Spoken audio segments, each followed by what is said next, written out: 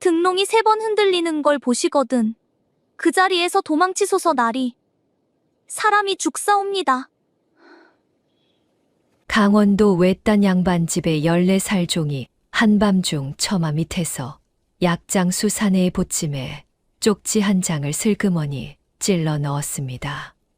그런데 이 어린 종이 그 비밀을 어떻게 알아냈는지 그 사연은 5년 전 어느 새벽의 어둠 속에 묻혀 있었지요. 구독과 좋아요를 눌러주시고 어디서 듣고 계신지 댓글에 남겨주세요. 그곳으로 사랑과 행복을 가득 담아 보내드리겠습니다. 자, 그럼 오늘도 감동적인 옛날 이야기 지금 바로 시작합니다. 옛날 옛적 강원도 영월 땅 깊은 산골에 박찬판이라는 토호 양반의 외딴 기와집이 한 채 자리하고 있었습니다. 산이 등 뒤를 묵직하게 막고 앞으로는 험한 비탈만 펼쳐진 자리였지요.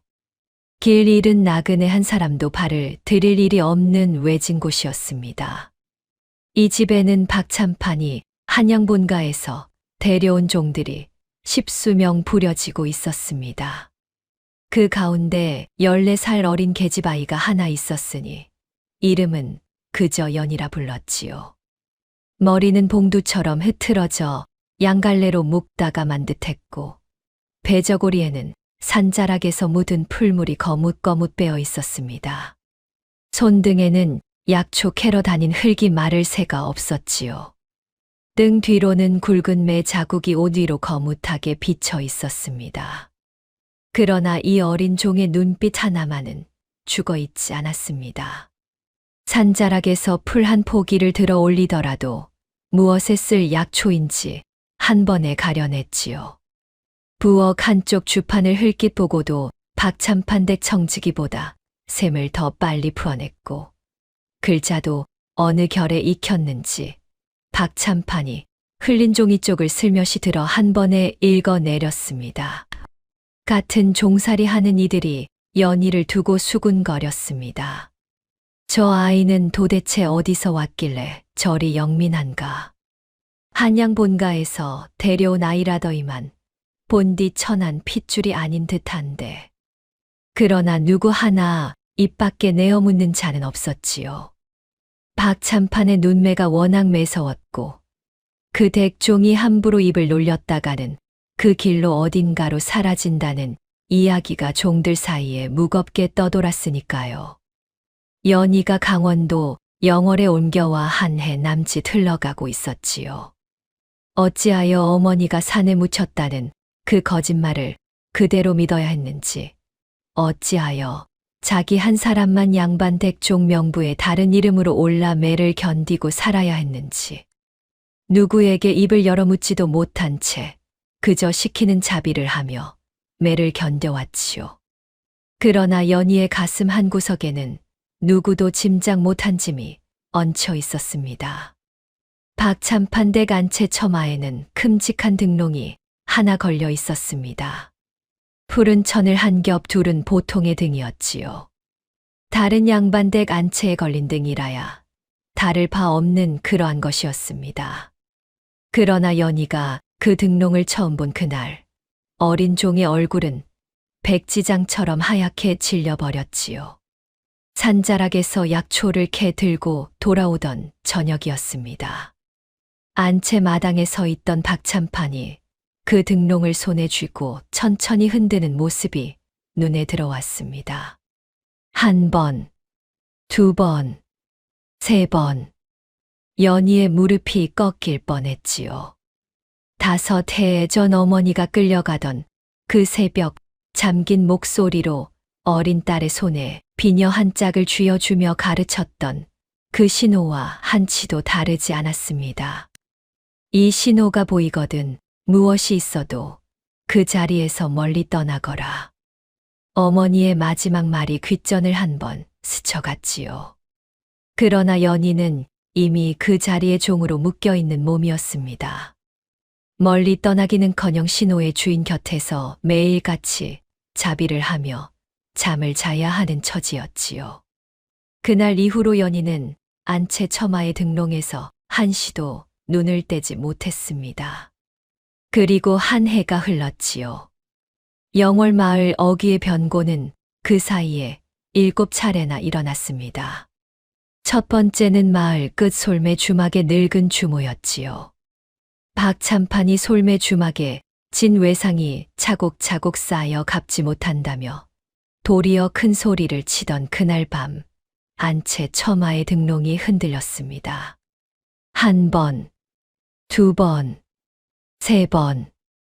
다음 날 새벽 주모는 부엌 마룻장 위에 입에 거품을 문 채 죽어 있었지요.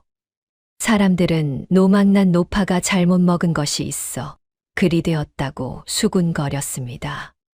두 번째는 산자락에 외따로 살던 약초꾼이었지요. 박참판이 그 산을 사들이려 으름장을 놓던 자였습니다.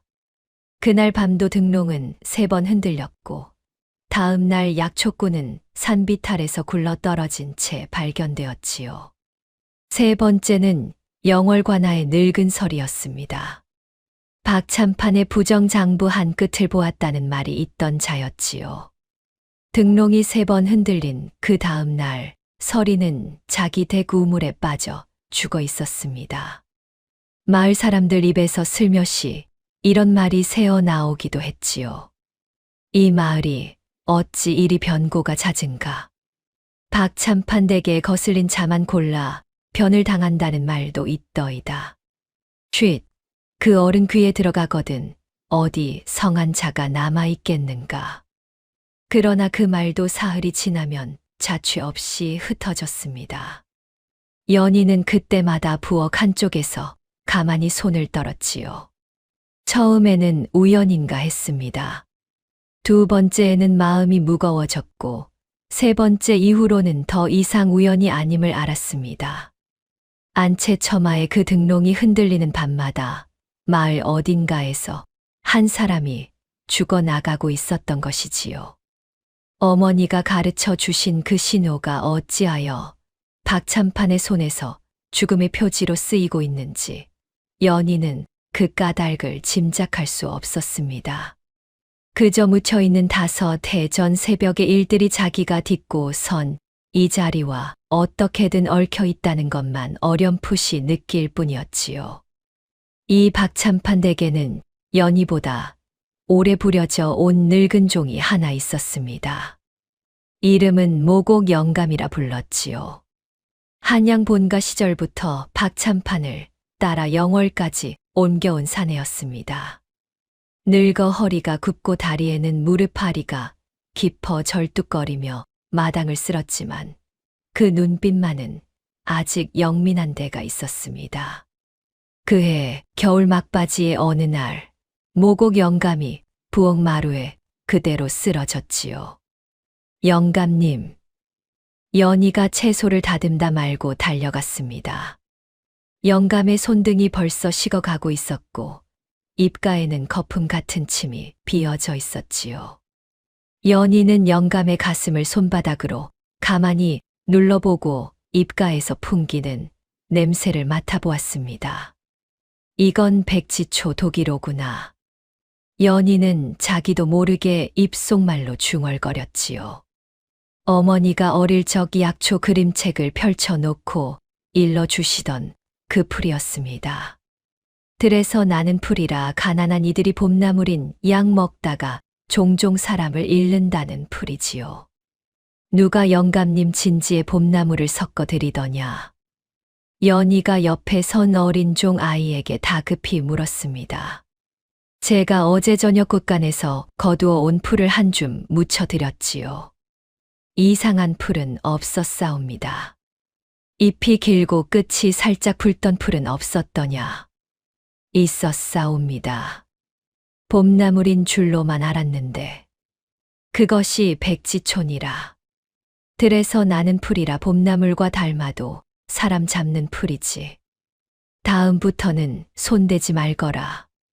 연희는 곧장 부엌 한쪽 광에서 칡뿌리를 한 줌 꺼내고 산초 가루를 풀어 따뜻한 물에 끓였지요. 영감의 입에 한술 한술 흘려 넣었습니다.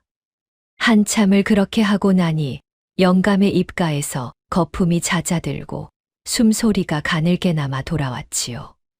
다음 날 새벽 모곡 영감은 마루에 일어나 앉을 만큼 회복이 되어 있었습니다. 영감이 가만히 연희의 손을 잡았지요. 내가 살려주었구나. 연희는 가만히 고개를 가로저었습니다. 제가 무얼요? 그저 약초를 좀 알 뿐이옵니다. 이 영월에와 약초를 그리도 알아보는 자를 본 일이 없다. 한양 본가에서도 마님 곁에 의녀가 너만큼 가려내지는 못하였느니라. 어릴 적에 어머니께서 그림책을 펼쳐놓고 일러주셨사옵니다. 내 어머니가 어떤 분이시기에 그토록 약초에 밝으셨더냐. 그저 글을 좀 아시고 지혜로우셨던 분이옵니다. 그를 아는 양반댁 마님이셨더냐. 잘 기억이 나지 않사옵니다. 영감님. 영감의 입에서 다음 말이 나오려는 찰나 마당 너머에서 발걸음 소리가 들려왔지요. 영감은 입을 다물고 누워있던 자세를 고치며 한참을 가만히 있었습니다. 영감은 한참을 말없이 연희의 얼굴을 들여다보다가 깊은 숨을 한 번 내쉬었지요. 연희 너는 종이 아니다. 연희는 깜짝 놀라 영감의 얼굴을 보았습니다. 무슨 말씀이옵니까? 저는 박참판 댁종이옵니다. 종노릇은 종노릇이지만 사람의 그릇이란 어디 그 출신에 있더냐. 영감은 잠긴 목소리로 또박또박 천천히 일렀지요. 사람의 가치는 태어남이 아니라 살아감에 있느니라. 내가 비록 배저고리를 걸치고 있다 한들 죽어가는 자의 입에 약을 흘려 넣을 줄 안다면 그것이 곧 사람의 그릇이 아니겠느냐. 연희는 가만히 그 말을 들었습니다. 그러나 그 말의 무게가 어린 자기에게 어떻게 닿아야 하는지 그때는 짐작이 가지 않았지요. 종으로 사는 자에게 가치라는 말이 무슨 소용이며 살아감이라는 일이 어찌 매를 견디는 것과 다르겠습니까? 연희는 그저 짧게 고개를 한번 끄덕이고는 영감을 부엌 한쪽 집 위에 누이고 광으로 약초를 한 번 더 가지러 갔지요. 그러나 그 광 앞에서 박참판이 그 모습을 모두 지켜보고 있었던 것을 연희는 알지 못했습니다. 이 계집이 누구 허락을 받고 광에 든 약초를 손대느냐. 박참판의 굵은 호령이 마당을 갈랐지요. 연희의 어깨가 움찔했습니다. 박참판은 풍채 좋은 사내였지요. 짙은 도포 자락이 발등까지 흘러내리고 굵은 각근 아래 매서운 두 눈이 연희를 내려다보고 있었습니다. 종놈이 죽거든 죽게 두리리지 광에 약을 드러내었으니 도적질이 아니더냐. 날이 모곡 영감님께서 사경을 헤매시기에 잠시 닥치지 못할까. 박참판이 손에 든 회초리가 허공을 한 번 갈랐습니다. 연희의 어깨에 굵은 매에 자국이 한 번에 그어졌지요. 2번, 3번. 연희는 신음 한 번 내지 않고 그 자리에 무릎을 꿇은 채 매를 받았습니다. 다만 한 손으로는 배저고리 안섭을 꼭 누르고 있었지요. 그 안에는 5 해전 어머니가 쥐어주신 비녀 한 짝이 종이에 곱게 쌓여 숨겨져 있었습니다. 가문 문양이 새겨진 한 마리 학의 반쪽이 깃든 그 비녀였지요. 매가 한 번 떨어질 때마다 연희는 그 비녀를 가슴에 더 깊이 묻었습니다. 이 어린 것이 사람을 살린다고 광에 든 것을 도적질하는 버릇이 들었다면 그 버릇은 매로 다스려야 하는 법이니라. 박참판이 회초리를 한 번 더 휘두르며 일렀지요. 마당 한쪽에서 모곡 영감이 다리를 절뚝이며 달려 나왔습니다. 날이 저를 살려준 죄라면 매는 이 늙은이가 받겠사옵니다. 닥치고 물러서라. 종이 종을 살려보았자 종은 종일 따름이니라. 그렇사옵니다만 이 어린아이가 무슨 죄가 있다고 매를 그리. 늙은 종이 어디서 양반의 일에 함부로 끼어드느냐. 한마디만 더 보태면 너도 함께 광 안에 가두어 두리라. 모곡 영감은 입을 다물고 무릎을 꿇은 채 마당 한쪽으로 물러섰지요. 연희의 등 살갗이 배저고리 너머로 한 줄 한 줄 터져 나오고 있었습니다. 오늘 밤 안채 등롱을 살펴라. 흔들거든 입을 다물어라. 보지도 듣지도 않은 줄 알아라. 박참판이 마당의 다른 종에게 짧게 일렀지요. 그 말을 등 뒤로 들으며 연희는 무릎을 꿇은 채 어금니를 깨물었습니다. 또 한 사람이 그날 밤 죽어 나갈 것이었지요. 연희는 이를 악물고 자기 안섭 속의 비녀를 누르며 5해 전 어머니의 마지막 새벽을 떠올렸습니다. 어머니가 잠긴 목소리로 가르쳐 주신 그 신호가 무엇을 막기 위한 것이었는지, 그리고 그 신호의 진짜 주인이 누구인지 연희는 그때까지도 짐작 못한 채로 무릎을 꿇고 있을 따름이었지요. 다만 한 가지만은 분명했습니다. 이 박참판이라는 사내의 손에서 어머니가 가르쳐 주신 마지막 신호가 죽음의 표지로 쓰이고 있다는 것. 그리고 그 까닭을 알아내는 일이 종으로 묶인 자기 한 몸으로는 도무지 닿지 못할 자리에 있다는 것이었지요. 매를 맞고 행랑채로 돌아온 그 밤, 연희는 어두운 집 위에 엎드려 배저고리 안섭에서 비녀 한 짝을 꺼냈습니다. 가문 문양으로 새겨진 한 마리 학의 반쪽이 깃든 비녀였지요. 연희는 그것을 손바닥에 올려놓고 한참을 들여다보았습니다. 그러는 사이에 5해 전 어느 새벽이 차츰 떠올랐지요. 아직 어두운 새벽녘이었습니다. 잠결에 깨어보니 어머니가 보퉁이 한 짐을 메고 마루에 서 있었지요.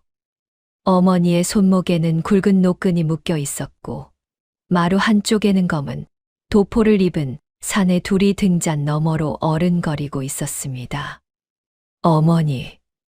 어린 연희가 잠긴 목소리로 어머니를 불렀지요. 어머니는 조심스럽게 마루로 내려와 어린 딸을 한 번 꼭 끌어안았습니다. 내 새끼. 어머니의 떨리는 손이 어린 연희의 머리를 한 번 쓸어내렸지요. 어머니, 어디 가시는 것이옵니까? 저 사람들과 잠시 먼 길을 다녀와야 한단다. 저도 따라가옵니다. 아니 된다. 너는 여기에 있어야 한다. 왜 그러시옵니까? 저도 데려가 주십시오. 내 새끼야, 어미의 말을 잘 들어야 한다. 어머니는 품속에서 비녀 한 짝을 꺼내어 어린 딸의 작은 손에 쥐어 주었지요. 이것은 어미와 너만 아는 것이니라. 내 외삼촌에게도 누구에게도 보여서는 아니 된다. 알겠느냐? 이것이 무엇이옵니까? 한 마리 학의 반쪽이지. 어미가 다른 한 짝을 가지고 갈 것이다. 언젠가 2 짝이 다시 만나는 날이 있을 것이니라. 어머니, 어디로 가시기에 그러시옵니까? 어머니는 어린 딸의 2 눈을 가만히 들여다보다가 또 한 가지를 일러주었습니다.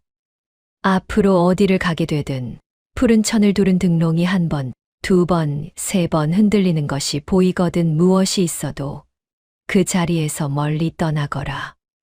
그것이 무엇인데요, 어머니? 어미가 본 가장 무서운 것이니라. 그 신호가 보이는 자리는 곧 사람이 죽어나가는 자리이니 너만은 그 자리에 있어서는 아니 된다. 어머니, 한 가지 더 일러주마. 살아있거라. 어떻게든 살아있거라. 마루 너머에서 검은 도포의 사내가 1번 헛기침을 하였지요. 어머니는 어린 딸의 손을 1번 더 꽉 쥐었다가 천천히 놓았습니다. 그것이 어머니의 마지막 모습이었지요. 며칠이 지나 외삼촌 이만석이 어린 연희에게 일렀습니다. 내 어미는 화병에 시달리다 그만 먼 길을 떠나고 말았느니라. 시신은 산에 묻었으니 너는 슬픔을 거두고 어른의 말을 따르거라. 어머니께서 정말 돌아가셨사옵니까? 같은 말을 2번 하게 하지 말거라. 어른의 말을 따르라 이르지 않았느냐. 어린 연희는 그 말을 그대로 믿을 수밖에 없었지요. 그 새벽 이후로 어린 연희는 이만석의 한양별저 안채에 갇혀 살았습니다. 친가 송진사 댁 사람 하나, 외가 청송이 씨 댁의 다른 어른 하나도 어린아이를 만나러 오지 않았지요. 이만석은 어린 조카를 양반의 자식으로 두지 않고 종명부에 다른 이름으로 올렸습니다. 그 이름이 곧 연이었지요. 그곳에서 어린 연희는 자비를 익히고 매를 견디는 법을 배웠습니다. 어머니가 쥐어주신 비녀는 배저고리 안섭 깊이 종이에 곱게 쌓아두었지요. 그러는 사이에 4해가 흘렀습니다. 지난해 봄 이만석이 한양을 떠나 강원도 영월로 거처를 옮겼지요. 옮길 때부터 그 어른의 성씨도 바뀌었습니다. 마을에서는 그 어른을 박참판이라 불렀고 외삼촌이 본 뒤 어떤 사람이었는지 아는 자는 영월 땅에 한 사람도 없었지요. 영월에 처음 도착한 그 저녁 같은 행랑채 늙은 종이 어린 연희를 마루로 부르고 가만히 일렀습니다. 이 산골에 든 이상 함부로 마을에 나돌지 말거라. 그것은 또 어찌하여 그러하옵니까? 어른의 눈이 매서워 그렇지. 무엇을 보고 들었더라도 못 본 척 못 들은 척하여라. 예, 그리하겠사옵니다. 한 가지 더. 안채 처마 등롱 곁으로는 발을 들이지 말거라. 그 자리에 발을 들였다가 매를 맞고 나간 종이 한둘이 아니다. 연희는 가만히 고개를 끄덕였지요. 그러나 다음 날부터 안채 처마의 등롱에서 눈을 떼지 못하게 될 줄은 그때까지 짐작도 하지 못했습니다. 그러던 어느 저녁이었지요. 산자락에서 약초를 캐 들고 돌아오던 길에 연희는 안채 처마에서 그 등롱을 처음 보았지요. 푸른 천을 두른 등롱. 박참판이 손에 쥐고 1번, 2번, 3번 흔드는 그 등롱. 5해 전 어머니가 일러준 그 신호와 한치도 다르지 않았습니다. 연희의 가슴 안에서 무언가 무너지는 소리가 났지요. 어린 종의 머리로 짐작하는 것은 한 가지뿐이었습니다. 어머니가 가신 자리가 산무덤이 아닐지도 모른다는 것. 그 생각이 한번 가슴에 박히자 연희는 이미 그 자리를 떠날 수 없는 몸이었습니다. 박참판이 그 일을 혼자 하는 것이 아니라는 것도 차츰 알게 되었습니다. 어느 늦은 밤 부엌 봉창 너머로 검은 옷을 입은 사내 둘이 안채 뒷담을 넘어 들어오는 모습을 본 일이 있었지요. 같은 행랑채에서 잠을 자던 어린 종 아이가 옆에서 가만히 속삭였습니다. 누님, 저 사내들은 누구이옵니까? 나도 모른다. 본 척하지 말거라. 한 달에 1~2번씩 오는 것 같지요. 그날 밤마다 마을에서 변고가 생기더이다. 입을 다물거라. 보고도 못 본 척하여야 한다. 누님, 무섭사옵니다. 무서운 것은 입을 여는 일이지 보는 일이 아니란다. 연희는 어린 종 아이의 손을 꼭 쥐어주고 집 위에 함께 누웠지요. 그러는 사이에 마당 너머에서 박참판의 발걸음 소리가 한 번 들리고는 다시 잠잠해졌습니다. 그렇게 한 해가 저물어 가는 늦겨울 어느 날이었지요. 영월 마을에 낯선 사내 하나가 들어왔습니다. 약 사시오. 약 사시오. 봄 감기에 좋은 약 사시오. 마을 한복판 솔매 주막 앞에서 등에 약봉짐을 진 사내가 큰 소리로 외쳤지요. 갓도 쓰지 않은 봉두난 발에 배적삼을 걸친 사내였습니다. 마을 사람들이 그 사내 앞으로 몰려들었지요. 이보시오. 어디서 오신 약장수요. 한양에서 떠돌이로 다니는 자이옵니다. 이 영월 산골까지는 무슨 일로? 강원도까지 약초 값이 어떠한가 싶어 와 보았소. 한양에 약초가 모자라서 강원도까지 오신단 말이오. 강원도 백두초가 한양 시전에 못 보이는 게 한두 해째라 이 약장수가 직접 살피러 왔지요. 이 산에 백두초가 자라기는 하지만 캐는 자가 있어야 사시지 않겠소. 그래서 영월에 한동안 머물면서 캐는 자를 알아볼 참이 올시다.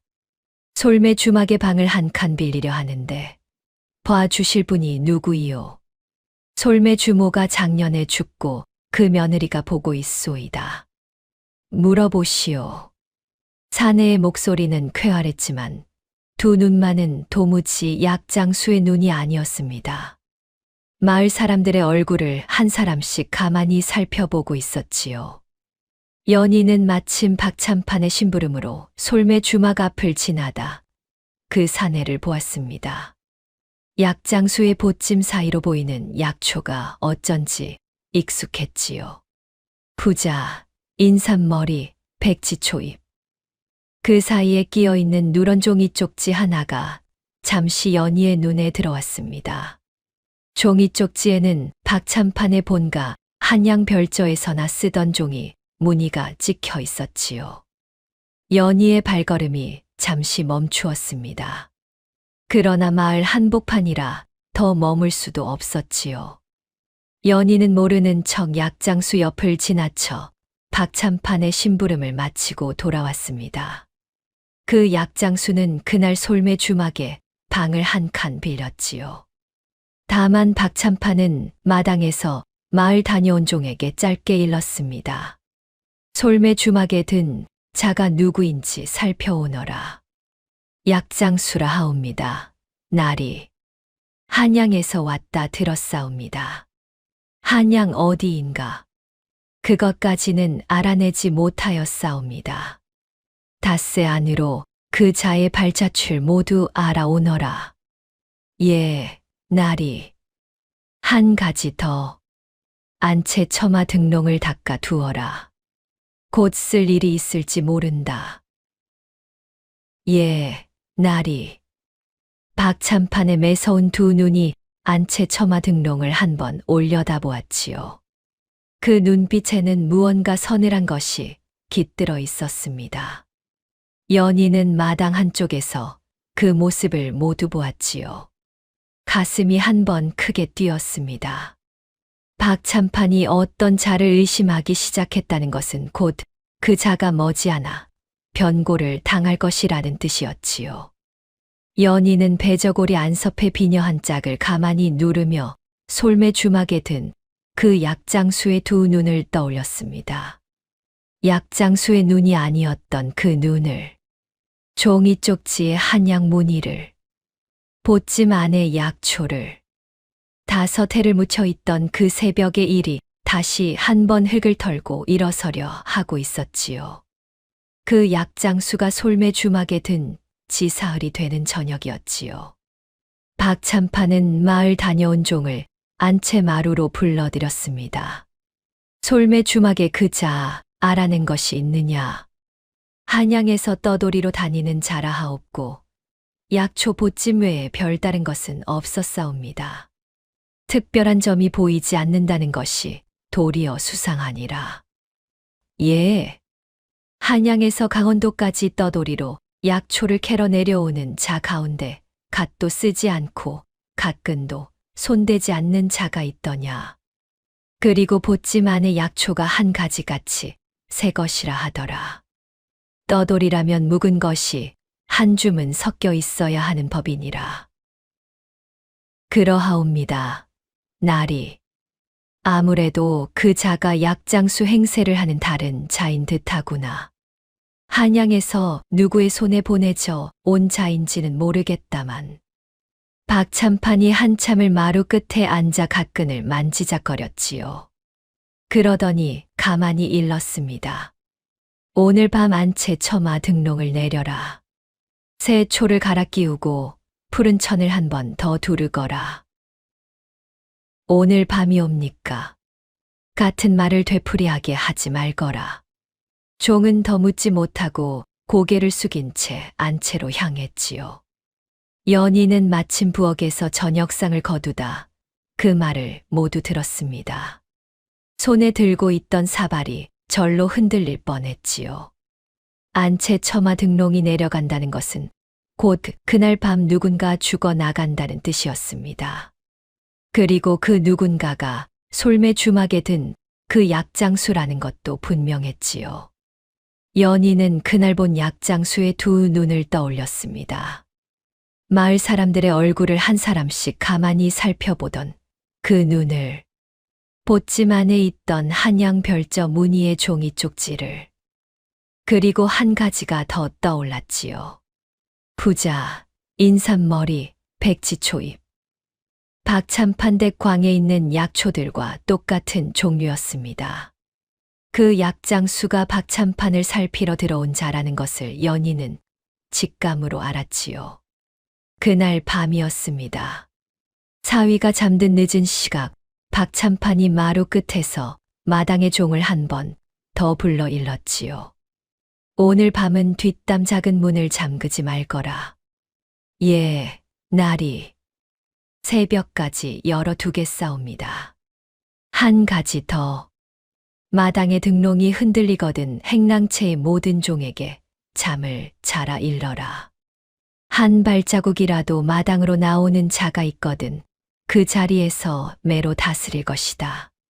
잘 알겠사옵니다. 날이. 종이 물러간 뒤 박참판은 마당 한복판으로 나섰지요. 손에는 푸른 천을 두른 등롱이 들려 있었습니다. 박참판은 마당 한복판에 잠시 멈추어 서서 사방을 한번 살피더니 안채 처마 아래에 등롱을 걸고 손에 끈을 쥐었지요. 한 번, 두 번, 세 번. 등롱이 천천히 흔들렸습니다. 푸른 천이 등불빛을 받아 너울거렸지요. 그 모습은 다섯 해 전 어머니가 일러준 그 신호와 한치도 다르지 않았습니다. 박참판이 등롱을 흔들고 가만히 한마디 중얼거렸지요. 한양에서 보낸 자라면 이 영월 산골에서 다 풀어야 할 게다. 산 너머로 살아 돌아가게 해서는 아니 될 일이지. 부엌 봉창 너머로 그 모습을 보고 있던 연희의 손바닥에 식은땀이 배었습니다. 옆에 누워있던 어린 종아이가 조용히 속삭였습니다. 누님, 또 시작이옵니까? 보지 말거라. 본 것이 있어도 못 본 줄 알아야 한다. 또 누가 죽사옵니까? 입을 다물거라. 연희의 목소리가 잠시 떨렸지요. 어린 종아이는 그 떨림을 알아채고 집 위에서 몸을 옴치었습니다. 박참판은 등롱을 한 번 더 흔들고는 안채로 들어갔지요. 한참 후 안채 뒷담 너머로 검은 옷을 입은 사내 둘이 소리 없이 마당으로 들어섰습니다. 박참판이 마루 끝에서 그 사내들을 맞이하였지요. 솔매 주막의 그 약장수이다. 한양에서 보내온 자인 듯하니 새벽 달 굴기 전에 처리해 다오. 한양에서 보낸 자라면 손이 매서울 터인데 그래서 오늘 밤 부른 것이 아닌가. 보찜을 뒤져 그리 든 종이 쪽이 있거든 한 장도 빠짐없이 가져오게. 잘 알겠소이다. 검은 옷의 사내 둘이 다시 소리 없이 뒷담을 넘어 사라졌지요. 그러는 동안 연희는 봉창에서 한 발자국 떨어져 어두운 집 위에 그대로 주저앉았습니다. 머리로 한 가지 생각만이 빙빙 돌고 있었지요. 오늘 밤이 지나가면 그 약장수는 죽는다. 어머니가 가신 자리가 산 무덤이 아닐지도 모른다는 그 의심이 사실이라면 그 약장수는 어머니의 일을 풀어줄 자리에 있는 사람일지도 몰랐습니다. 박참판을 살피러 한양에서 내려온 자라면 분명 그러할 것이었지요.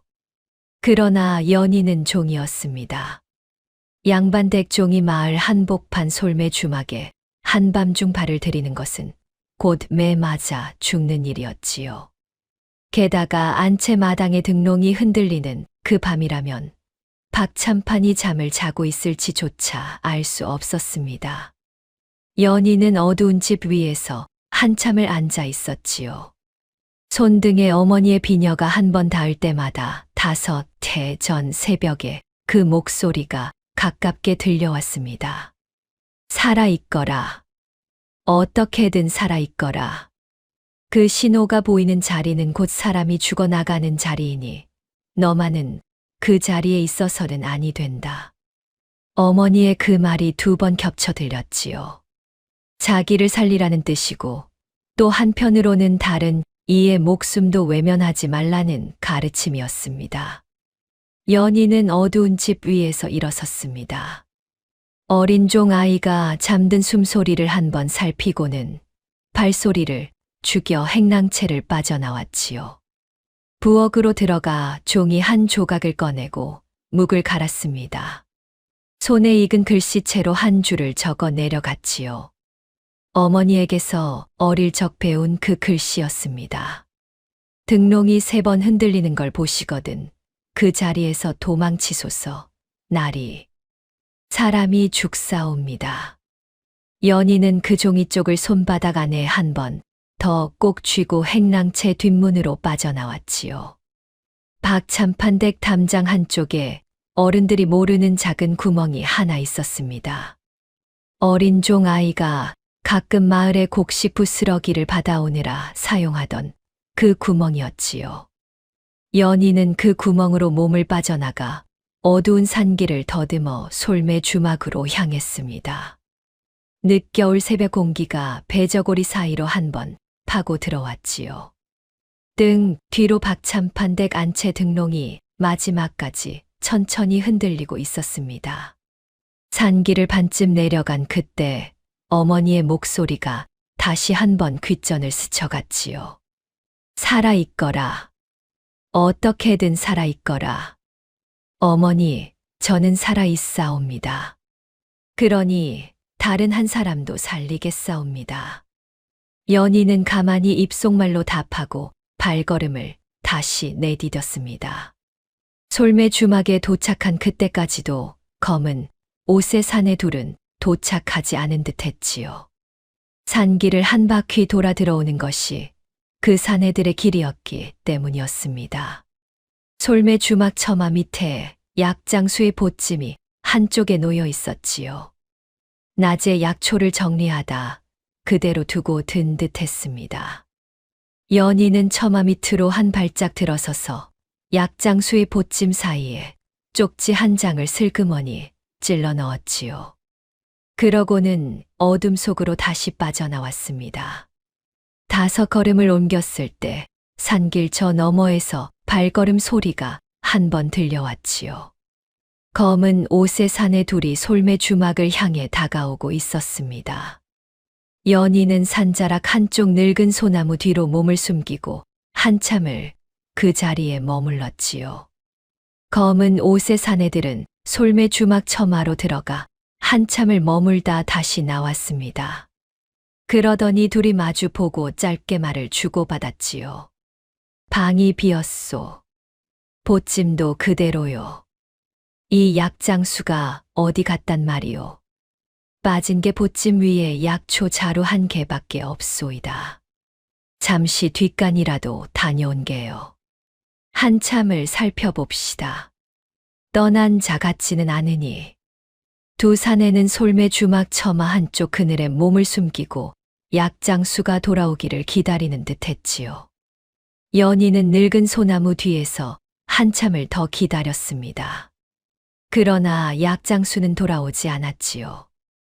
먼동이 트기 시작할 무렵 검은 옷의 사내들이 한 번 짧게 한숨을 내쉬고는 산길 너머로 사라졌습니다. 연희는 그제서야 행랑채로 돌아왔지요. 집 위에 누워 잠든 척 눈을 감았습니다. 어린 종 아이는 여전히 잠이 들어 있었지요. 날이 밝고 박찬판댁 마당으로 한 종이 황급히 들어와 안채로 향했습니다. 마루 너머에서 박찬판의 굵은 목소리가 들려왔지요. 무어라 하였느냐. 솔매 주막에 든 그 약장수가 새벽녘에 자리를 비웠고 보찜만 그 자리에 그대로 남아있다 하옵니다. 자리를 비웠다.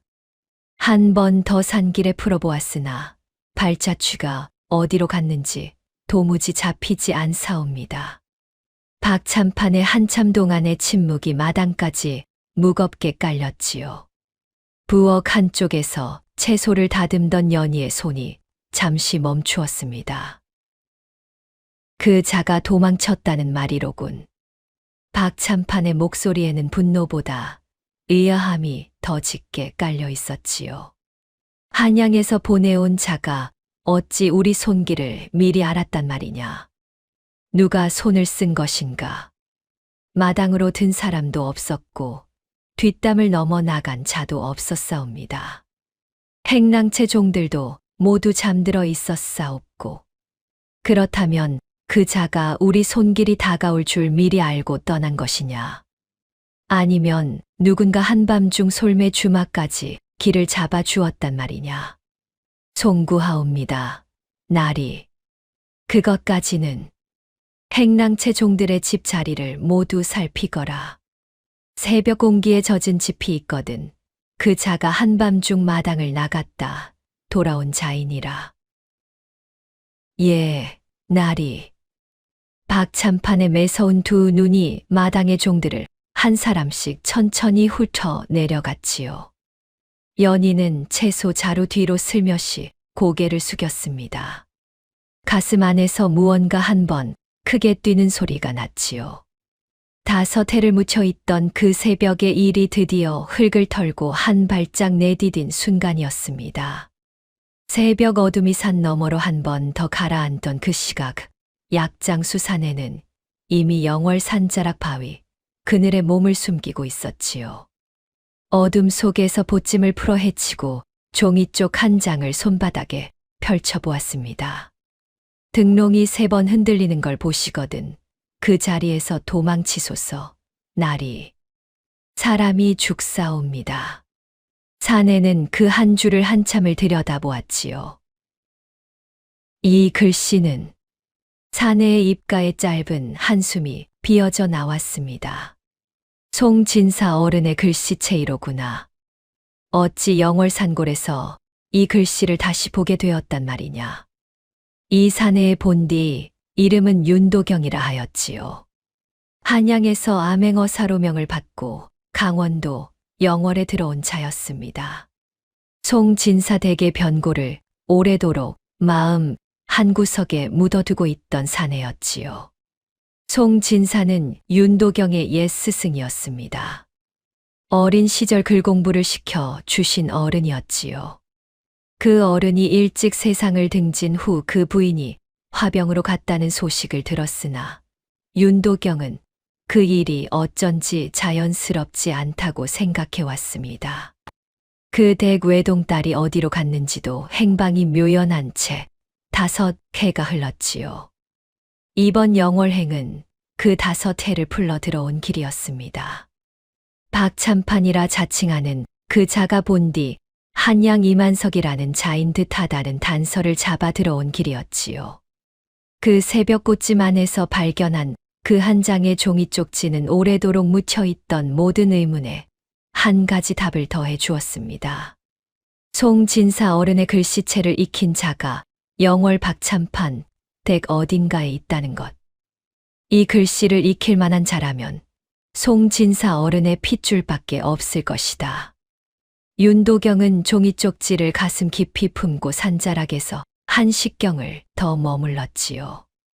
보찜을 메고 마을로 내려가지 않고 산 너머로 한 바퀴 돌아 다른 길로 영월관아 앞에 다시 모습을 드러냈습니다. 그 다음 날 정오 무렵이었지요. 영월관아 앞이 마을 사람들로 술렁이고 있었습니다. 저 농부가 무어라 끌려 들어가는 게요. 박참판 댁 종을 산자락에서 죽였다는 누명이라더이다. 종을 죽이다니. 저 사람은 평생 산비탈에서 농사만 짓던 사람 아니요. 박참판 댁 곳간에 들어선 적도 없는 사람이건만 일이 어찌 일이 되었는지. 농부의 두 손에는 굵은 노끈이 묶여 있었지요. 등 뒤로는 박참판 댁종 셋이 호위하듯 따라붙고 있었습니다. 농부의 얼굴은 흑빛이었지만 두 눈만은 억울함으로 형형하게 빛나고 있었지요. 윤도경은 마을 사람들 사이에 약장수 보찜을 메고 끼어들어 그 모습을 한참 살폈습니다. 그러다 마을 어른 한 사람의 어깨를 가만히 두드렸지요. 이 농부가 어떤 사정으로 끌려 들어가오. 박참판 댁종이 산자락에서 시신으로 발견된 게 보름 전이었지. 그날 아침 이 농부가 그 산에 약초를 캐러 다녔다는 게 누명의 시작이요. 그 종이 어찌하여 산자락에 있었던 게요. 박참판 댁 곳간 보고를 다니던 자라더이다. 산 비탈에서 발을 헛디뎠다는 소문도 있지만 어른들 사이에는 박참판이 그 종 입을 막느라 손을 쓴 게 아닌가 하는 말도 있소이다. 그렇소이까. 윤도경은 가만히 고개를 끄덕이고 마을 사람 사이를 빠져나왔지요. 관아 앞으로 천천히 걸어 들어가는 동안 보찜 안에서 작은 마패 한 짝을 손바닥 안에 옮겨 쥐었습니다. 관아 마당 한복판에서 영월사또가 농부를 마주보고 호령하고 있었지요. 내가 박참판 댁종을 산자락에서 살해한 것이 사실이렸다. 억울하옵니다, 사또. 저는 그날 산자락에 약초를 캐러 갔을 뿐 그 종을 본 일도 없사옵니다. 내 산비탈 뒷자리에서 그 종의 시신이 발견되었느니라. 그것이 곧 증거가 아니더냐. 산비탈은 한 자리만 있는 것이 아니었고 저는 다른 골짜기에서 약초를 캐고 있었사옵니다. 그 골짜기에서 만난 다른 약초꾼 한 사람이 증인이 될 것이옵니다. 누구인가? 산 너머 골짜기에 사는 늙은 약초꾼이옵니다. 그 자가 박참판이 입을 다물게 한 자라면 어찌할 것이냐. 농부는 그 말 앞에서 입을 다물 수밖에 없었지요. 박참판이 그 사또의 손에 부정국간을 채워주는 일이 영월에 사는 자라면 모르지 않는 일이었습니다. 그때였습니다. 잠깐 멈추시오, 사또. 마을 사람들 사이에서 약장수 보찜을 맨 사내 하나가 마당 가운데로 천천히 걸어 들어갔지요. 사또가 그 자를 보고 눈썹을 한번 찌푸렸습니다. 내가 누구이기에 이 자리에 발을 들이느냐. 한양에서 내려온 약장수이옵니다만 이 농부가 선 그 자리는 본디 죄인이 설 자리가 아닌 듯하여 한마디 보태고자 하옵니다. 약장수가 무엇을 안다고 관아 일에 끼어드느냐. 매로 다스릴 일이로다. 송구하옵니다만 사또께서 매를 들기 전에 이것을 한번 살펴봐 주십시오. 윤도경이 보찜 안에서 마패 한 짝을 꺼내어 사또 앞마루 위에 가만히 올려놓았지요. 마패의 청동빛이 햇살에 한번 반짝였습니다. 이것이 사또의 얼굴에서 핏기가 한 번에 빠져나갔지요. 한양에서 내려온 암행어사요. 이 마을의 변고가 한두 가지가 아니라 이 길로 들어왔소. 이 농부의 일은 본관이 따로 살피겠으니 사또께서는 일단 노끈을 풀어주시지요. 마당이 잠시 술렁였습니다. 사또는 떨리는 손으로 농부의 노끈을 풀게 하고는 마루 한쪽으로 물러섰지요.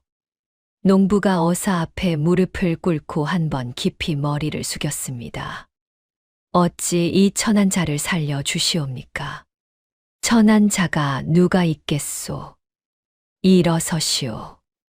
어사 날이 이 은혜를 어찌 다 갚겠사옵니까? 갚을 일이 있기는 있소이다. 다만 이 자리에서가 아니라 자리를 옮겨 한참 이야기를 나누고자 하니 따라오시오. 농부는 다시 한번 깊이 머리를 숙이고 어사를 따라 관아 마당을 빠져나왔지요. 마을 사람들 사이에서 작은 술렁임이 일어났습니다. 한양에서 어사가 내려왔다더이다. 박참판 어른이 가만 계시지 않을 텐데. 쉿! 그 어른 귀에 들어가지 않게 입을 다무시오. 이날의 일은 한식경도 못 되어 박참판 댁 마당까지 전해졌지요. 안채 마루 끝에서 박참판은 그 보고를 듣고 한참을 묵묵히 가끈을 만지작거렸습니다. 암행어사. 예, 나리. 마을 사람들이 모두 본 자리에서 마패를 보였다 하옵니다. 그 자가 솔매 주막에 들었던 약장수와 같은 자이렸다. 같은 자라 하옵니다. 한양에서 누가 보낸 자인가? 짐작하는 자가 있느냐? 송구하옵니다. 박참판의 굵은 손이 가끈을 한 번 꽉 쥐었지요. 그 농부가 어사를 따라간 곳을 살피거라. 그리고 한양의 사람을 보내어 그 어사의 본디 이름을 알아오너라. 예, 나리. 한 가지 더. 이 댁중 가운데 한밤중에 마당을 넘나든 자가 있는지 살피거라. 그날 새벽 솔매 주막의 일은 분명 안에서 새어나간 일이니라. 박참판의 매서운 두 눈이 마당 한쪽 부엌을 한 번 흘낏 살폈지요. 부엌에서 채소를 다듬던 연희의 등이 한 번 움찔했습니다. 박참판은 마루에서 일어서며 다시 한마디 일렀지요. 이 댁광에서 묵종이 한 장이 모자라더라. 글씨를 익힌 자가 누구인지부터 살피거라. 그를 아는 종이 한 사람도 없어야 할 것을 어찌 한 장이 비었단 말이냐. 연희의 손에 들려있던 채소 자루가 한 번 떨릴 뻔했습니다. 그러나 가만히 채소를 다듬는 척 고개를 숙인 채 한마디도 입 밖에 내지 않았지요. 박참판은 안채로 들어갔습니다. 모곡 영감이 마당 한쪽에서 비를 들고 마당을 쓸다가 가만히 연희 곁으로 다가왔지요. 내 등에 매 자국이 또 늘었구나. 괜찮사옵니다, 영감님. 광에서 묵종이 한 장이 비었다는 말이 무슨 뜻인지 너는 짐작이 가느냐. 연희는 가만히 영감의 두 눈을 보았지요. 모곡 영감의 눈에는 책망보다 걱정이 더 무겁게 깔려 있었습니다. 영감님, 이 늙은이가 묻지 않으마. 다만 한 가지 일러주마. 이 댁종 가운데 글자를 익힌 자가 너 한 사람뿐이라는 것을 박참판 어른이 알아내기 전에 내가 먼저 까막 눈처럼 굴어야 한다. 예, 영감님. 한 가지 더. 한양에서 어사가 내려왔다 하더라. 그 어사 어른이 누구를 살리러 온 자인지는 모르겠으나 마을에 머무는 동안 너는 그 곁에 가까이 가지 말거라. 박참판 어른의 눈이 어사 곁에 머물 것이니. 연희는 고개를 깊이 끄덕였지요. 그러나 가슴 안에서는 다른 생각이 일고 있었습니다. 어사가 마을에 머무는 동안 자기가 가까이 가지 못한다 하더라도 그 어른이 5해 전 어머니의 일을 풀어줄 수 있는 자라면 어떻게든 한 번은 다시 마주서야 할 것이라는 생각이었지요. 배저고리 안섭의 비녀 한 짝이 그날따라 무겁게 가슴에 닿았습니다. 어사가 다시 마을의 모습을 드러낸 지 사흘째 되는 날 아침이었습니다. 주막 마당에는 환자들이 줄을 섰지요. 발이 부은 노파, 기침이 그치지 않는 아이, 등이 굽은 늙은 짐꾼까지 한양에서 내려왔다는 약장수 한 사람을 보러 모여들었습니다. 어디가 시원치 않으시오, 할머니. 발이 부어 신을 못 신소. 사흘째 잠을 못 자오. 발목 위가 뜨겁구려. 짐을 너무 오래 진 탓이오. 이 약초를 다려 사흘만 발에 붙여보시오. 고맙소, 약장수 어른. 한양분이 어찌 이 깊은 골까지. 이 사람도 떠도는 약장수일 뿐이오. 그저 발이 가는 대로 다닐 따름이지. 약장수 사내 곧 어사 윤도경의 손은 가벼웠지요. 그러나 그 눈은 마을 사람 한 사람씩 지나갈 때마다 천천히 그 얼굴을 살피고 있었습니다. 어느 집안이 누구와 한 핏줄이고, 어느 살림이 어디에 빚을 안고 있으며, 어느 사람이 박참판 어른과 어떤 관계인지를 사흘 만에 거의 다 짐작해 두었지요. 그날 낮과나에서 한 농부가 끌려갔다는 소식이 마당에 들어왔습니다. 맹쇠가 끌려갔다오. 맹쇠가 어찌? 앞집 김영감 댁에서 달 5마리가 사라졌다는데 맹쇠 마당에 깃털이 떨어져 있었답디다. 달 5마리의 곤장이요? 김영감이 박참판 어른 가까이라 말이 다려오. 본을 보이라 했답디다. 약장수 사내가 약초 자루를 정리하다 말고 고개를 들었지요. 맹쇠라는 이가 어떤 사람이요? 우직하기로 마을에서 제일이요. 닭 한 마리도 훔칠 위인이 못 되는데 이 사람이 한번 가봐도 되겠소. 약장수 어른이 무슨 일로? 발부은 할머니가 그 맹쇠라는 이의 어머니라 하셨소. 어머니가 사흘째 우신다 하니 발약 핑계로 한번 들러보겠소. 약장수 사내가 약초 자루를 들고 관하로 향했습니다. 늦은 가을바람이 마당의 마른 잎을 굴렸지요. 같은 시각 박참판 댁 부엌 뒷곁. 연희는 약초 다발을 묶다가 모곡 영감이 마당을 가로지르는 것을 보았습니다. 영감의 손에는 작은 약초 한 줌이 들려 있었지요. 영감님, 어디 가시옵니까? 관아에 다녀오마. 김영감 댁 닭이 사라진 자리에 깃털이 어찌 맹쇠 마당에 갔는지 이 늙은이가 한 가지 짚히는 데가 있구나. 영감님, 약초 한 줌만 더 가져가시지요. 무슨 약초이냐? 오미자 마른 것이옵니다. 김영감 댁에서 사흘 전에 매가 달려와 달둥지를 흔들고 갔다 하셨지요. 그 매를 부르는 자는 매에게 오미자 향을 묻혀 보내는 자이옵니다. 깃털이 어디서 어디로 옮겨졌는지, 오미자 향이 어느 마당에 묻어 있는지 사람의 코로도 사흘쯤은 짚어볼 수 있는 일이 없지요. 너는 어디서 그런 것을 다 익혔느냐? 어머니께서. 모곡 영감은 한참 동안 연희의 얼굴을 보았지요. 그러고는 가만히 약초를 받아 품에 넣고 관아 쪽으로 걸어갔습니다. 관아 마당. 맹쇠라는 농부가 묶인 채 무릎을 꿇고 있었지요. 약장수 사내가 김영감의 마당과 맹쇠의 흙바닥을 오가며 깃털이 떨어진 자리, 흙이 패인 자리, 신발 자국이 향한 방향을 살피고 있었습니다. 이방 어른. 무슨 일이오, 약장수. 이 자리에 매의 발자국이 남아있소. 매는 닭 5마리를 한 번에 채갈 수가 없소.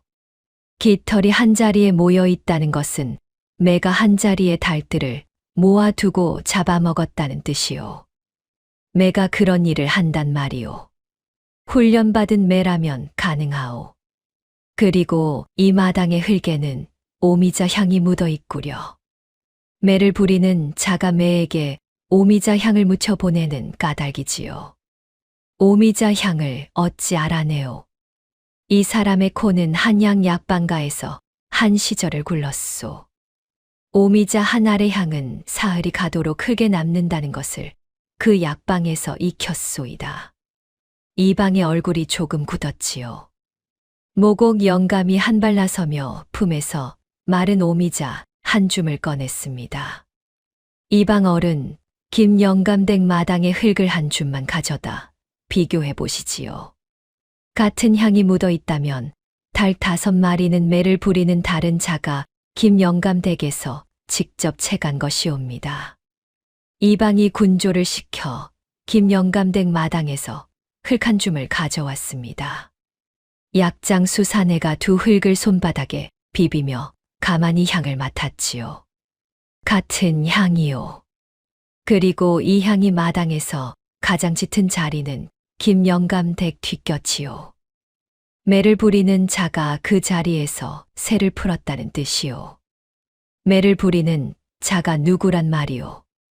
매를 부릴 줄 아는 자가 이 마을에 한 사람이라 들었소. 다른 마을에서 한 해 전에 들어왔다고 하더이다. 김영감댁 행랑채에서 일하는 그 자가 마지막으로 그 매를 본 사람이요. 이방이 한참 머뭇거리다 그 행랑사내를 불러왔습니다. 그 자가 무릎을 꿇고 사실대로 털어놓는 데에는 그리 오랜 시간이 필요하지 않았지요. 닭은 그 자가 매를 시켜 채간 것이었고 깃털은 일부러 맹쇠의 마당에 흩어둔 것이었습니다. 왜 하필 맹쇠를 끌어들였느냐?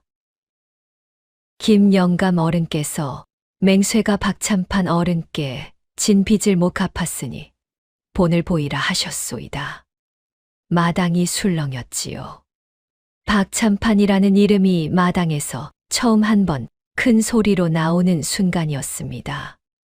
맹쇠가 풀려나오던 길에 약장수 사내의 손을 잡았지요. 약장수 어른, 이 은혜를. 이 사람의 은혜가 아니요. 마른 오미자 한 줌을 가져온 늙은 영감의 은혜요. 맹쇠는 모곡 영감의 손도 잡았지요. 모곡 영감이 가만히 고개를 저으며 한마디 했습니다. 이 늙은이의 손이 아니다. 손은 가져왔으나 코는 다른 사람의 것이었느니라. 그 다른 사람이 어느 분이옵니까? 이 늙은이가 그 이름은 입에 담지 못하느니라. 다만 너는 이 마을에서 한 사람의 이름을 마음에 넣어 두거라. 그 한 사람의 목숨을 내가 갚아야 할 때가 올 것이니라. 맹쇠는 모곡 영감의 두 눈을 보다 가만히 고개를 끄덕였습니다. 박참판 안채. 박참판은 마당의 등롱을 손에 들고 한참을 들여다보고 있었지요. 한양에서 내려왔다는 약장수, 그 자가 오미자 향으로 매의 자리를 짚어냈다 하더라. 예, 어른. 이방이 그 행랑사내를 끌어내어 사실을 받아냈다 들었다. 그 행랑사내가 본을 보이라 한자의 이름을 입에 올렸다 하더냐. 올렸다 하옵니다. 누구라 하더냐. 어른의 함자가 한 번 마당에서 나왔다 하옵니다. 박참판은 등롱을 천천히 다시 처마에 걸었지요. 그러고는 가만히 눈을 가늘게 떴습니다. 한양 약방가에 한 시절 굴렀다는 자가 마을 마당에서 매의 향을 짚어내는 일은 흔한 일이 아니니라. 그 자가 약장수의 행색은 갖추었으나 본디 그 일을 보러 내려온 자는 아니로구나. 그러시면 내일 아침 그 자를 이 댁 사랑채에 청하라. 한양에서 내려온 분이라면 이 댁 사랑채에서 한 끼 묵으심이 도리이지 않겠느냐. 약장수의 행색이 그러하나 한양분의 도리는 한양분의 도리이니라. 예, 어른. 박참판이 안채로 걸어 들어가던 그 순간 등롱이 미세하게 한 번 흔들렸지요. 마당의 끝 부엌 뒷곁에서 약초를 정리하던 연희의 눈이 그 흔들림을 보았습니다. 등롱은 이번에는 처마 끝이 아닌 안쪽 두 칸에 걸려 있었지요. 연희가 5해 동안 박참판의 안채를 살피며 알아낸 자리 가운데 안쪽 두 칸에 등롱이 걸린 적은 한 번도 없었습니다. 자리를 옮긴 등롱이 무엇을 뜻하는지 연희는 5해 동안 단 한 번도 본 적이 없는 신호 앞에서 잠시 손을 멈추었지요. 그러나 그 자리에서 한 사람을 떠올리기까지는 오래 걸리지 않았습니다. 오늘 마을 마당에서 박참판의 함자를 한 번 부른 그 자, 한양에서 내려왔다는 약장수 사내. 박참판의 사랑채에 내일 아침 청해질 그 사람이었지요.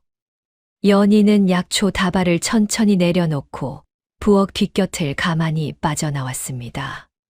광 앞마당. 모곡 영감이 비를 들고 있었지요. 영감님, 왜 그러느냐? 안채 등롱이 처마 안쪽 두 칸으로 옮겨졌사옵니다. 그 자리에 등롱이 걸린 적이 5해 동안 단 한 번도 없었지요. 그 자리는 무슨 자리이냐? 이 어린 종이 알기로는 어른께서 손님을 사랑채에 들이실 적에만 미리 손을 보시는 자리이옵니다. 손님이 사랑채에서 발을 들이는 순간을 등롱이 비치도록 해두는 자리이지요. 손님이 누구이냐? 내일 아침 사랑채에 청해질 한양 약장수 어른이옵니다. 모곡 영감의 손에서 비가 미끄러지듯 마당에 닿았습니다. 영감은 한참 동안 입을 열지 못하다가 가만히 한마디 했지요. 그 자리에 등롱이 걸렸다는 것은 어른께서 다음 자리를 미리 정해 두셨다는 뜻이로구나. 예, 영감님. 사랑채 안에서 한 끼 묵고 나오시는 그 길에 무슨 일이 일어날 자리옵지요. 내가 어찌하려느냐. 오늘 밤 안으로 그 어른께 한 번 더 글을 보내야 하옵니다. 광에서 한 장 더 빼낸 묵종이가 안섭에 들어 있사옵니다. 광종이는 한 장 비어 어른께서 이미 색출을 명하셨다. 2장째 손이 가는 일은 위험한 일이니라. 어른께서 사람을 알아내시기 전에 그 손님이 한양으로 살아 돌아가셔야 하옵니다. 모곡 영감은 한참 동안 연희를 바라보았지요. 그리고 비를 다시 들어 마당을 쓸기 시작했습니다. 이 늙은이가 오늘 밤 광 앞을 한 시진 비워두마. 그 한 시진 안에 내 일을 마치거라. 영감님, 이 늙은이의 일이 아니다. 이 늙은이가 한마당을 쓰는 일일 따름이니라. 연희는 가만히 고개를 숙였지요. 같은 시각 마을 주막. 박참판 댁종 한 사람이 약장수 사내 앞에 머리를 조아리고 있었습니다. 약장수 어른, 박참판 어른께서 내일 아침 사랑채에 한 끼 묵으심을 청하셨소이다. 한양에서 오신 분의 도리는 한양분의 도리라 하셨지요. 이 사람은 떠도는 약장수일 뿐이요. 그런 어른의 청을 받을 자리가 못 되오. 어른께서는 한양 약방가에서 한 시절을 구르신 분이라 하시었소. 한양에서 내려오신 분은 마을의 한 분뿐이라 하시며 꼭 모시라 하셨지요. 그러면 한 끼만 받겠소. 사양은 도리가 아니라 하니. 종이 물러간 뒤 약장수산에 곧 어사 윤도경의 얼굴은 잠시 굳었지요. 마당에 흙냄새 한 줌으로 매의 자리를 짚어내는 한양 약장수 따위는 없다는 것을 그 어른도 짐작하셨다는 뜻이었습니다. 윤도경은 베고 자던 보찜을 가만히 풀었지요. 그 보찜 안쪽에 사흘 전 누군가 슬그머니 찔러 넣은 쪽지 한 장이 그대로 들어 있었습니다. 등롱이 3번 흔들리는 걸 보시거든 그 자리에서 도망치소서. 날이 사람이 죽사옵니다. 윤도경은 그 글씨를 다시 한번 들여다보았지요. 글씨의 획끝이 가늘게 떨려 있었습니다. 한양 약방가에서 한 시절 구른 떠돌이 약장수의 글씨가 아니었지요. 그러나 한 글자 한 글자가 또박또박 자리에 박혀있는 사대부 댁에서 어릴 적부터 글을 익힌 자의 손끝이었습니다. 이 댁에 사대부가 있을 자리가 아닌데 윤도경은 쪽지를 보찜 안쪽 가장 깊은 곳에 다시 넣었지요. 내일 아침 사랑채에서 한 끼를 받는 그 자리에 가야 한다는 것은 정해져 있었습니다. 가지 않으면 박참판이 한양에서 내려온 자의 정체를 다른 길로 알아낼 것이고, 가면 그 어른이 미리 정해 둔 자리에서 그 손을 받게 될 것이었지요. 윤도경은 어떤 길이 더 가까운 길인지 가만히 셈해 보았습니다. 가지 않으면 박참판은 다른 길로 정체를 캐낼 것이고, 이쪽에서 먼저 그 자리에 앉는다면 박참판의 패를 직접 들여다볼 수 있었지요. 가는 길이 더 가까운 길이라는 셈이 한참 만에 나왔습니다. 이 사람이 한번 가보겠소이다. 보찜 속 쪽지가 그날 밤 처음으로 한 사람의 손에 무게로 닿은 순간이었습니다. 다음 날 아침, 박참판댁 사랑채에는 한양에서 내려온 약장수 사내가 한 끼 상을 받고 앉아 있었지요. 상은 푸짐했습니다. 박참판이 친히 청한 자리라 마당 한쪽에는 종 두 사람이 무릎을 꿇고 시중을 들었지요. 한양 약방가에서 한 시절을 구르셨다 하셨소이다. 그렇소이다, 어른. 그러면 송진사 어른의 함자를 들으셨겠구려. 한양 약방가에 그 어른께서 자주 드나드시던 약방이 한 채 있었다 들었소. 약장수 사내 곧 어사 윤도경의 손이 잠시 젓가락 위에서 멈췄지요. 그러나 그 멈춤은 한 박자에 끝났습니다. 송진사 어른이라 하시면 10년 전 한양 약방에서 독한 약 한 첩을 그릇되게 받으셨다는 그 분 말씀이시오. 바로 그 분이요. 약장수 어른께서 그 약방을 거치셨다면 그 어른의 함자를 모르실 까닭이 없겠지요. 이 사람이 그 약방에는 발을 들이지 못한 시절이 있었소이다. 다만 어른의 함자만 한양 골목에서 들었지요. 박참판은 가만히 약장수 사내의 손끝을 살폈습니다. 약장수의 손에는 약초를 다루는 자의 두툼한 굳은 살이 있어야 하는데 그 손가락 끝은 지나치게 매끈하고 끝이 가늘었지요. 붓을 잡아 본 손이었습니다. 한양 약방가에 한 시절 구르셨다 하셨는데 손에 약초 굳은 살이 옅이 구려. 이 사람이 약초보다는 약방의 셈을 더 자주 보는 자리에 있었소이다. 약초는 일꾼이 다듬고 이 사람은 약방의 책을 잡았지요. 그러시구려. 박참판이 가만히 웃음을 한번 입가에 지었습니다. 그 웃음은 사랑채에서 한 끼를 마친 손님에게 짓는 웃음이 아니었지요. 식사가 끝나고 약장수 사내가 일어섰습니다. 한 끼 잘 받았소이다, 어른. 이 댁에서는 손님이 한 끼만 들고 가시는 것이 도리에 어긋나오. 저녁 한 끼도 받으시고 가시지요. 사랑채의 자리는 비어 있소. 어른의 청을 사양함이 더 큰 도리에 어긋나겠지요.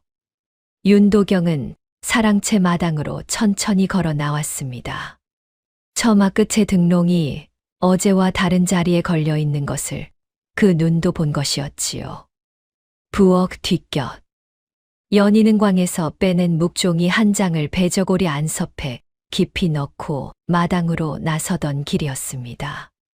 그러나 그 한 발을 채 떼기도 전에 종 셋이 마당을 가로막았지요. 연희야, 박참판 어른께서 부르신다. 무슨 일로 부르시옵니까? 광종이가 또 한 장 비었다. 그를 익힌 자가 이 댁에 한 사람뿐이라 들었으니 어른께서 그 한 사람을 보자 하신다. 연희가 배저고리 안섭해 묵종이를 가만히 깊이 밀어 넣었지요. 그러나 종이 한 장의 두께는 손바닥 안에서 분명한 무게로 닿고 있었습니다. 예. 연희가 끌려 안채 마당으로 들어가던 그 자리에 모곡 영감이 마당을 비로 쓸고 있다 한 걸음 나섰습니다. 어른, 늙은이가 무슨 일이냐? 광에 들어가 묵종이 두 장을 빼는 자는 이 늙은이옵니다. 마당의 종들이 모두 영감 쪽으로 고개를 돌렸지요. 늙은이가 그를 익혔단 말이냐. 한양 본가에서 어른을 모실 적 사랑채 곁에서 글자를 한자 한자 익혔사옵니다. 처음에는 어른의 서찰을 옮기는 일을 거들기 위함이었으나 점차 익숙해진 뒤로는 광에 든 묵종이가 비싸 한양에서 한 묶음씩 들어오던 것을 한 장씩 빼내어 글씨를 옮겨 적어 두었사옵지요. 두 장이 모두 그러하다는 말이냐? 그러하옵니다, 어른. 광에서 없어진 묵종이는 모두 이 늙은이가 한 일이옵니다. 박참판이 한참 동안 모곡 영감을 내려다보았지요.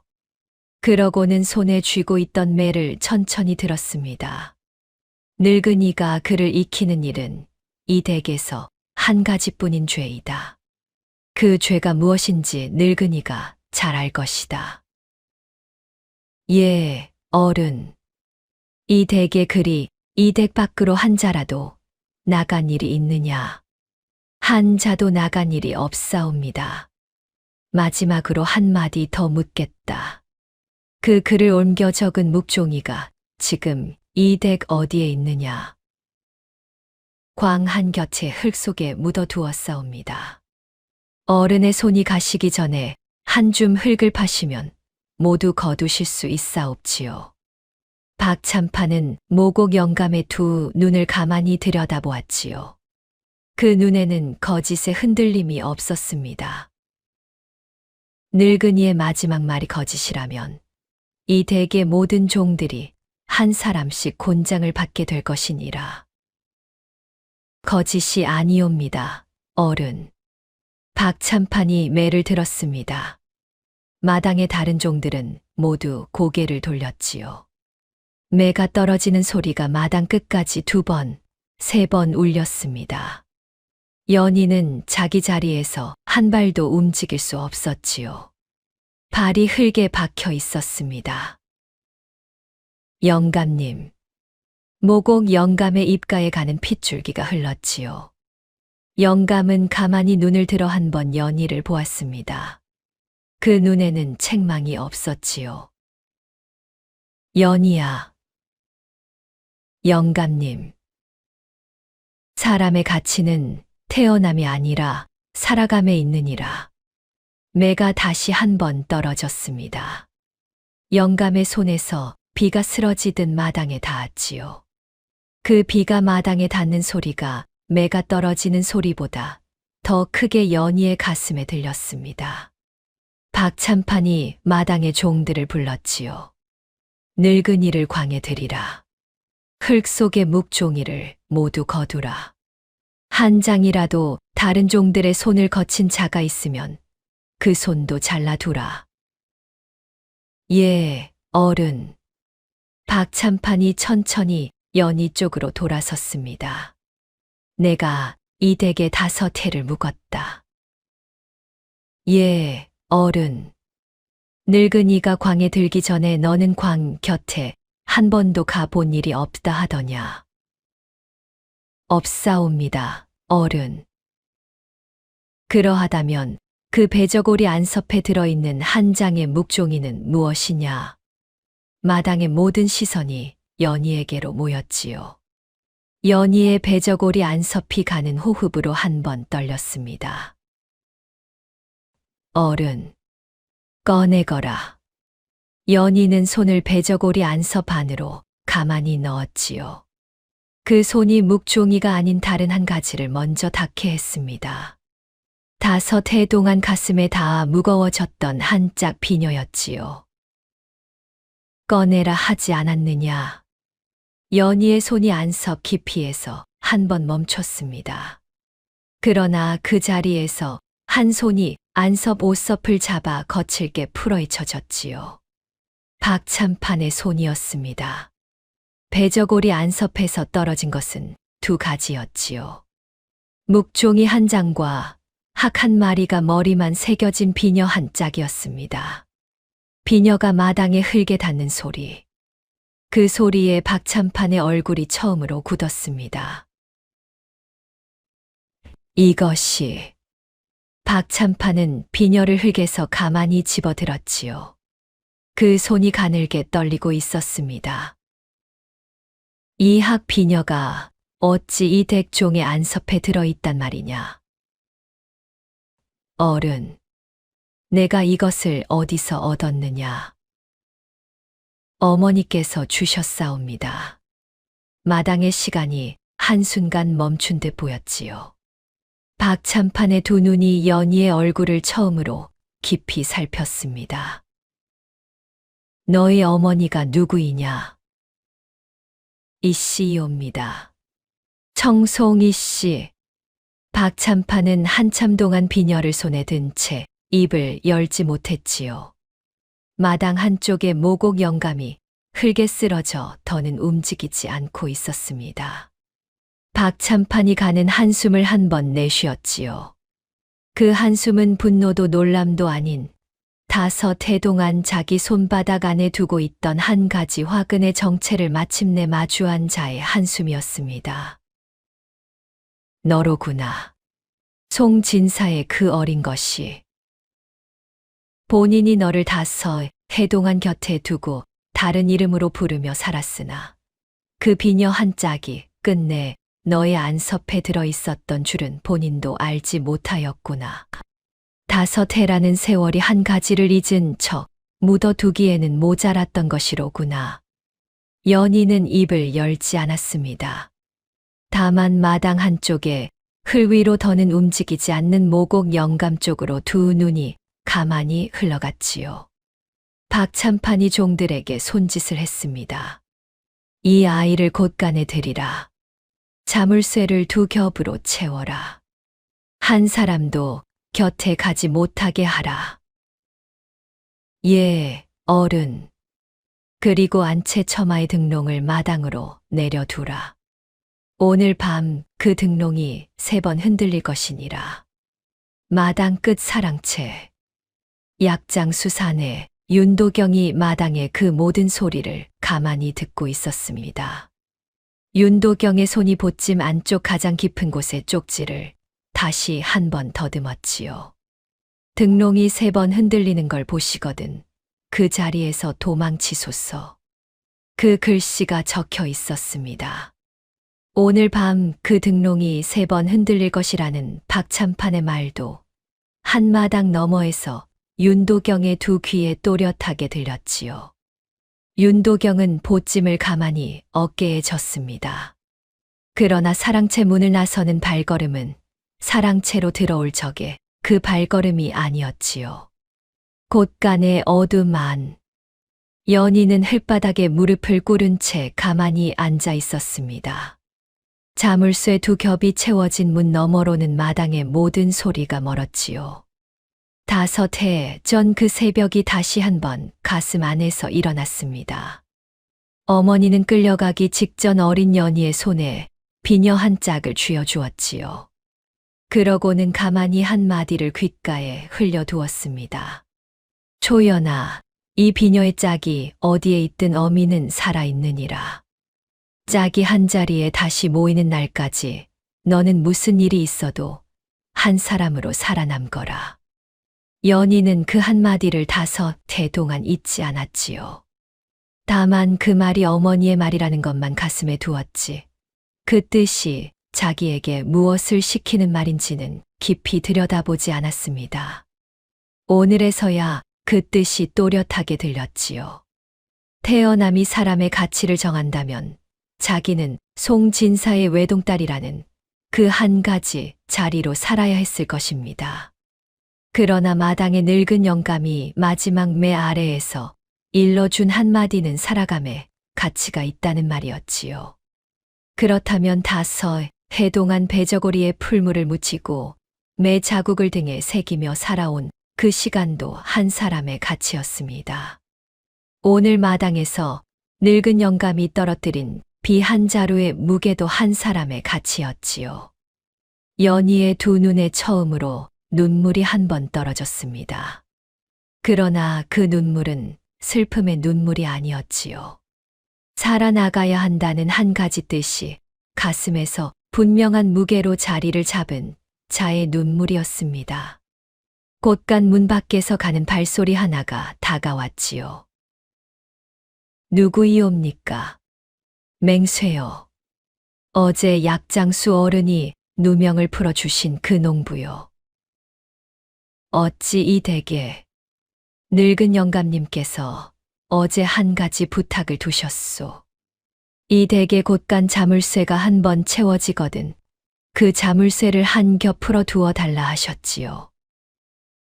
영감님께서 이 마을에서 자물쇠 한 겹쯤은 그저 풀 줄 아는 자가 한 사람뿐이라 하시며 이 사람을 두고 가셨소. 문 밖에서 가는 쇳소리가 한 번, 두 번 들리더니 자물쇠 한 겹이 가만히 풀렸지요. 두 번째 자물쇠는 이미 채워지지 않은 채였습니다. 모곡 영감이 매를 맞기 전 같은 행랑채 종 한 사람에게 미리 부탁해 두었던 영감의 마지막 손길이었지요. 곳간 문이 가만히 열렸습니다. 산길로 가시오, 낭자. 사랑채에서 약장수 어른이 나오시는 길에 자객들이 따라붙을 것이오. 산길로 가야 그 길을 한 번 끊을 수 있소. 고맙사옵니다. 이 사람이 갚을 빚이오. 어제 마당에 그 어른이 갚지 못할 빚을 이 사람에게 두셨으니 이 사람은 그 갚음을 오늘 갚으러 온 것이오. 맹쇠는 곳간에서 연희를 끌어내며 어제 마당에 떨어졌던 묵종이 한 장을 연희의 손에 다시 쥐어주었지요. 박참판이 비녀의 손이 멈추어 있던 그 한순간 다른 종이 슬쩍 거두어 둔 종이었습니다. 연희와 맹쇠는 박참판 댁 뒷담을 넘어 산길로 들어섰습니다. 같은 시각 박참판 댁 사랑채 마당. 처마의 등롱이 한 번, 두 번 흔들렸지요. 약장수 사내 윤도경의 발걸음이 그 자리에서 잠시 멈췄습니다. 등롱이 세 번째 흔들리기 전에 마당의 한 끝에서 자객들이 그림자처럼 일어나는 것을 그 두 눈이 본 것이었지요. 윤도경은 보찜을 마당에 던지고 산길로 몸을 돌렸습니다. 자객 셋이 그 뒤를 쫓았지요. 산길의 굽은 자리에서 그 자객들의 발걸음을 한 번 끄는 자가 있었습니다. 이 사람이 어제 누명 한 가지를 푼 농부요. 한 사람의 목숨을 갚으러 왔소. 맹쇠의 손에는 마을 대장간에서 빌려온 쇠스랑 한 자루가 들려 있었지요. 그 곁에 연희가 배저고리 안섭해 묵종이 한 장을 손에 든 채 서 있었습니다. 날이 이 묵종이가 어른의 5해 살림을 끝낼 종이옵니다. 윤도경이 그 종이를 펼쳤습니다. 한 장의 종이에는 5해 동안 박참판이 등롱 신호를 띄운 마을마다 그 신호로 사라진 사람의 이름이 한자 한자 또렷하게 적혀 있었지요. 글씨는 가문 사랑채에서 어릴 적부터 익힌 자의 글씨였습니다. 이 글씨를 누가 옮겼는가? 이 종이 그 자손이옵니다. 윤도경의 두 눈이 처음으로 깊어졌지요. 그 눈은 더는 약장수의 눈이 아니었습니다. 날이 밝은 뒤 박참판 댁 정문. 윤도경은 그 정문 앞에서 마패를 다시 한 번 높이 들어 올렸지요. 한양에서 내려온 어사이외다.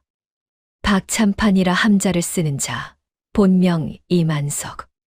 10년 전 한양 송 진사 가문에 들어 독한 약을 그릇되게 받게 한 자. 5해 전 누이를 화병으로 죽었다. 거짓말하고 강원도 변경 노비집에 매도한 자. 영월에 한 해 전 토호로 정착하여 마을 변사자 7사람의 목숨을 등롱 신호로 거둔 자. 그 모든 죄목으로 한양 형조에 압송하노라.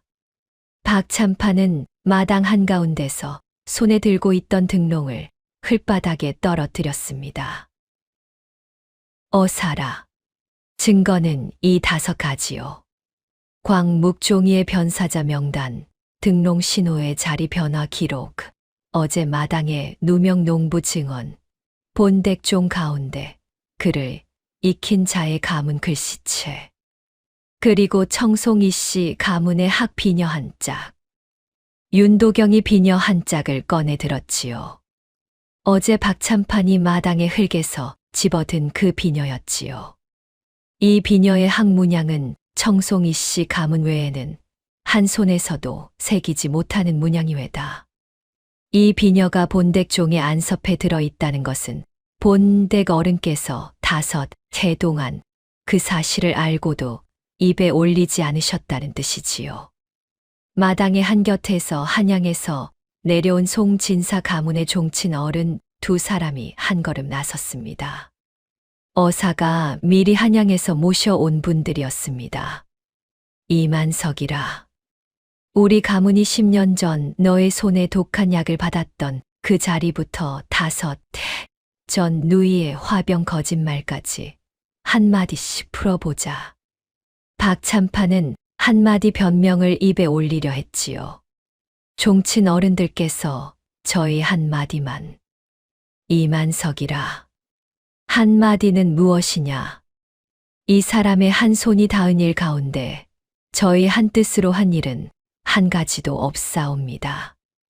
모두 한양 약방의 다른 분이 저에게 시킨 일이 없지요. 송진사 어른의 그 한 첩도 이 손이 받아두기는 하였으나 그 한 첩을 제 손에 쥐어 주신 분은 다른 분이옵니다. 그 다른 분의 함자를 입에 올려보거라. 한 자도 입에 올리지 못하는구나. 그러하면 그 한 첩은 너의 손이 그릇되게 받은 것이다. 어른, 누이의 화병 거짓말은 누구에게 시켜받은 일이냐? 누이의 화병이 거짓이었다는 사실은 5해 전 한양 본가의 종 한 사람이 강원도 변경 노비집에서 누이를 본 그 자리에서 이미 우리 가문에 한 번 닿은 일이 있다. 다만 너의 손이 그 종의 입을 한양에 들어오기 전에 거두었지. 그 종의 시신이 한양 외성 한 골목에서 발견된 자리가 어디였는지 우리가 모를 듯하더냐. 박참판의 2 어깨가 한 번 깊이 떨렸지요. 마당의 종 가운데 한 사람이 한 발 나서 한마디를 더했습니다. 어른께서는 본명을 이만석이라 쓰시던 분이옵니다. 영월로 이주하신 한 해 전부터 박참판이라 행세하셨지요. 본댁의 광묵종이에는 어른의 본명이 한자 적혀 있는 자리가 한 군데 있사옵니다. 어른께서 지난해 한양 약방에 보내신 한 통 서찰의 끝자락이 그 묵종이에 옮겨 적혀 있사옵지요. 그 종이는 이 댁의 늙은 영감님께서 어제 흙 속에 묻어두신다 하신 종이 가운데 그 한 장이 있사옵니다.